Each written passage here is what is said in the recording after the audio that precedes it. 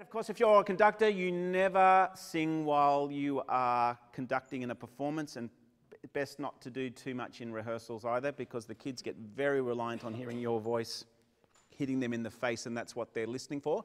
Might mouth the words, encourage all this sort of stuff, and I find I sing along too, but particularly when you're reminding the altos, this is your note or whatever it is, but if it becomes a habit and then you can't stop yourself from singing through rehearsals, and then suddenly you get to a performance and you don't sing because you think it's a bit inappropriate, and the kids can't sing either. They're thinking, where's that voice width that normally leads us? And we know when whoever's on the panel listening to the auditions for our primary choral festival, we can hear when teachers are singing along.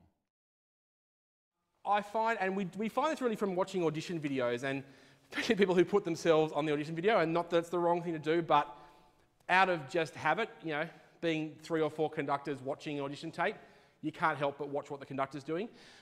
Some of it's fantastic, but I'll preface it with that. The number of times that you see a conductor, and you see it in performance, that sort of thing as well, giving a cue on the same beats the kids sing. So going 1, 2, 3, 4, 1. Here comes the sun, which is, you know, I suppose if you're thinking logically, that makes sense. That's when they sing and that's when I'll cue.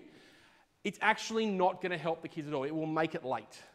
The most important beat in any of this is the beat before it, is the upbeat to it. So you could go 1, 2, 3, and not conduct after that. And most people will sing, here comes the sun, all right?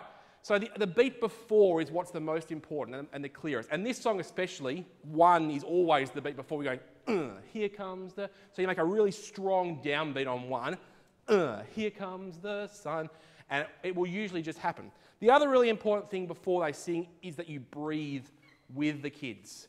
It's a really common thing that you're so concentrating on what this is doing, which actually really isn't all that important. You could go, here comes the... And it would pretty much do the same thing as what we're doing by going in certain directions, that sort of thing.